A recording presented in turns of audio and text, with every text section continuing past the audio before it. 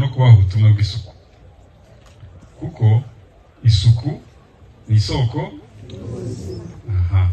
Abajyanama sibyo? Umwanda ntutera indwara, umwanda utera indwara, n'imibare irabigaragaza. Isuku rero tugiye kuyigira umuhigo mu gihugu cyose.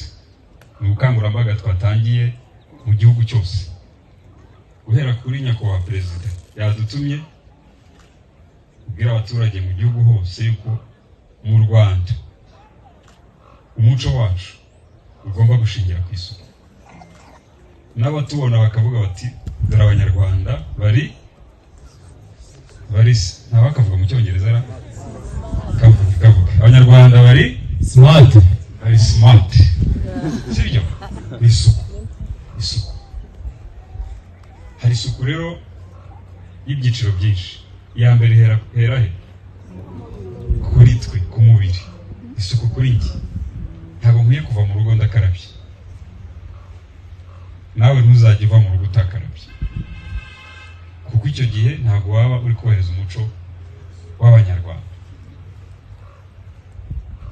Ntabwo ukwiye kuva mu rugo utogeje amenyo, kuko aho muhura uragenda ubaha imyuka y'ibyo waraye uriye, rimwe na rimwe bimazemo igihe mu kanwa, imisururu igahura n'ibishyimbo n'ibijumba, hanyuma amenyo ejo agacukuka, hakaza n'imyobo mu menyo, wajya kwa dogiteri bagahoma bikanga bakayakura, ukabubaye mapengo. Byahereye he? Kutacishijemo akaroso. Ujye mwoza amenyo ndabinginze.